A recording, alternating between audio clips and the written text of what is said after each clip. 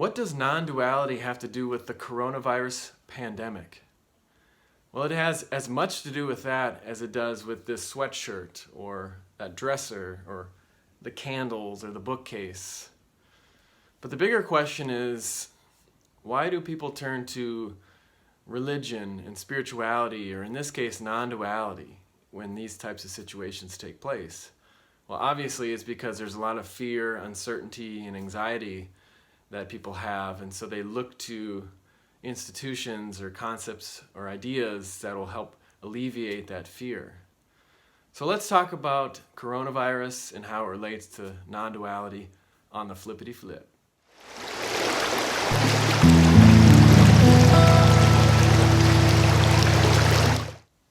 I'm Russ Rapp, and welcome to my YouTube channel where I bring you new ways of seeing non-duality. I kind of want to switch up my tagline there, so if you have any ideas, leave a comment below. But let's talk about the coronavirus pandemic and how it relates to non-duality. Originally, I didn't really want to make a video specific to the coronavirus pandemic, just because I feel like I hear about it all day, every day. But I think that's what many people around the world are focused on right now, just because of all the fear and anxiety that goes along with it. So I wanted to join the conversation, selfishly, because, you want to be where the people are at. And so I want people to see my videos, hear what I have to say, because I think non-duality really talks about and gets to the core of this idea of peace. It's kind of like a, hashtag coronavirus here. So there you go. We're doing it.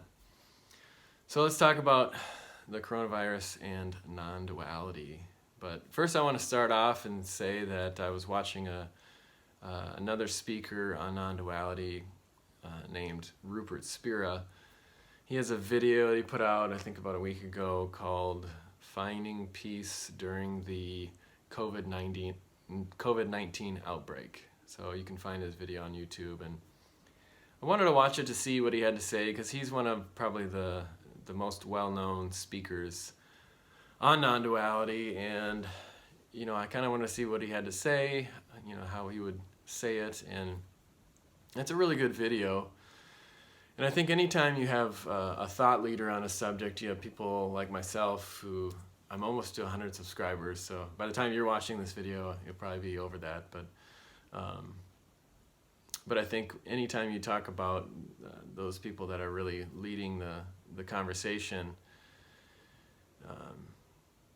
a lot of people try to emulate that in order to be successful. It's just a natural human instinct to try to copy what's been done successfully before. And also sometimes you have people that look at those that are leading the conversation and want to nitpick or criticize. And so I've got total love for Rupert and what he's doing. And I think that video is very helpful. And because it really gets to the heart of what non-duality is all about, is that peace, that infinite love, that unwavering constant that is our experience, collectively, individually. And so he really talks eloquently about that. But I do find it interesting, I think a lot of times when you talk about speakers and this idea that Rupert, let's say in this case, has something that you don't have. So if you look at that video specifically, kind of, I think how it's kind of his technique of how he communicates. It is what it is. But I think there's a reason why people are drawn to that. I think part of it is just because I think it is genuine. So that is the biggest thing. But as far as like picking apart the elements of his delivery of the message, I think it's, if you watch the video, he's on the Pacific coast, and so he's got this beautiful sunset in the background and the waves crashing on the rocky shore and this little bit of sand, I think. And it's just beautiful in the background. It looks like he's up on a kind of a cliff area talking to the camera. And this is basically my bedroom. I took that picture, which I think is really nice, but So what Rupert does is, and like I said, this is not being critical. I'm just pointing out kind of those elements that people are drawn to when they want to find when they're looking for someone to give them something as far as peace and that sort of thing goes. Is like he's really up close. I'll turn down this light a little bit and then shift this up. So, it's where you can see all the imperfections, but he's, really up close to the camera, and he's looking directly into the camera there. See, now I'm looking at myself, and I'm looking at the camera, or the little dot there. Okay, so what he does is he gets really close, and he talks really slow, calm. So there's always a certain delivery to the way he talks. And any time you want to talk about peace and being calm, you want to talk at a certain rate, at a certain volume, with a specific tone. And I think he's probably kind of a mental type, like I am, that wants to really think about what he wants to say before he says it. And it's almost kind of like, okay, I'm breaking it here, but it's almost like when I got hypnotized a couple weeks ago in Vegas. But, it's that speaking slowly where, you just can't help to feel this sense of inner calm. Oh boy, look at all that gray. Does this mean I'm getting old? Does it mean I'm going to die? So for the rest of the video, and, like I said, I'm plugging Rupert's video again, Finding Peace During the COVID-19 Outbreak, because I think it's a good video, and, that's a way to share love on YouTube. But for the rest of the video, I'm going to talk like Rupert Spira as we discuss the coronavirus pandemic as it relates to non-duality. So in this moment, you may be quarantined in your house or your apartment, or you may just be with family and friends, watching this on your cell phone, maybe watching it on your laptop. Maybe you're not watching this video until after the crisis has already passed. But ask yourself this question: what is different now than before the coronavirus pandemic? In this moment, what do you notice?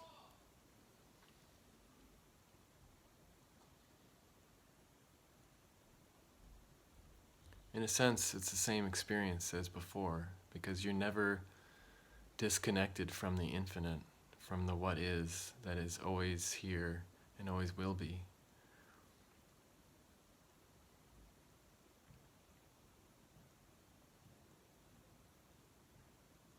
Do you get that sense? Because right now, whether you're anxious about the coronavirus, COVID-19, or not, the situation that you're in is still the same. Today, you could get hit by a bus and die. You could have a heart attack and die.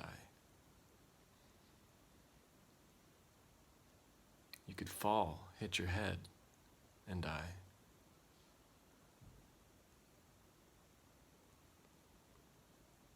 There's many other ways that you could potentially die, statistically die. You can get eaten by a shark, which is a very low probability, but it still could happen. Especially, it would be hard to die from a shark attack if you live in the middle of the country. But if you're on the coast and you're swimming, your chances are much higher. But the point I'm trying to get at is, in this human experience, the idea or the concept that you are alive as a separate self. I'm trying to think of how Paul Hederman says it. Watch his videos, he says it a lot. Long-lasting separate self. The idea that you are alive implies the idea that you will die. And there's so many ways that you can die at any time. So whether there's a pandemic or there's a storm coming or any sort of calamity, the situation, the human condition is that you could die. So that hasn't changed. But if you question death, I watched a church service this morning, and it said the penalty of sin is death. And what does that mean? From a non-dual perspective, I think what that means is when you believe that you are separate, when you sin against another, when you do things that are selfish, it reiterates this idea in your psyche that you're a separate self, that you're somehow disconnected from God, that you can die, and so you will die. Just like conceptually we have understood that we'll die from a very early age, because we see it all around us in every moment. This moment dies away and brings life to anew, but the constant, the infinite is always there, whatever you want to call it. And so right now, whatever situation, whatever the story that's going on around you, there's always peace. If you quiet within yourself, you can see it all over. You can see it in a thunderstorm. You can see it in a loud bar, club. It doesn't have to be quiet. It doesn't have to be relaxing, because it's easy to see and feel peace in those moments. But in those moments of chaos and calamity, there is a peace underlying all of that as well. And as that connection to all things is where you'll find it.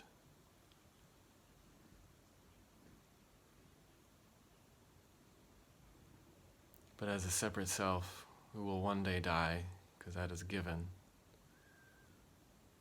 you'll never see that peace.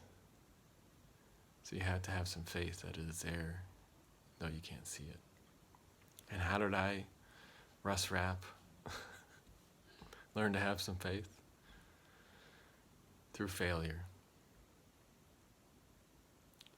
Looking under every rock, every stone, opening every door, trying to find peace, realizing that the ultimate peace can never be found as a separate self.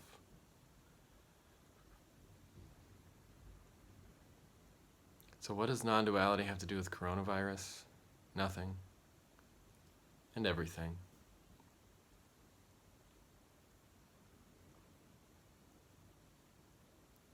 So I'll leave you with this. Whatever happens, whatever circumstances in your life, you are peace. You already have peace, because that is your innermost self and outermost self.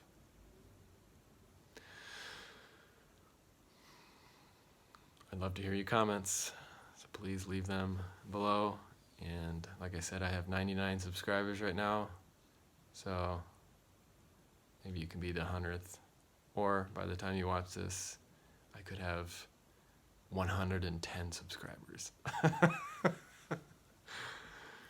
right, it's enough of that. Until next time, I bid you peace.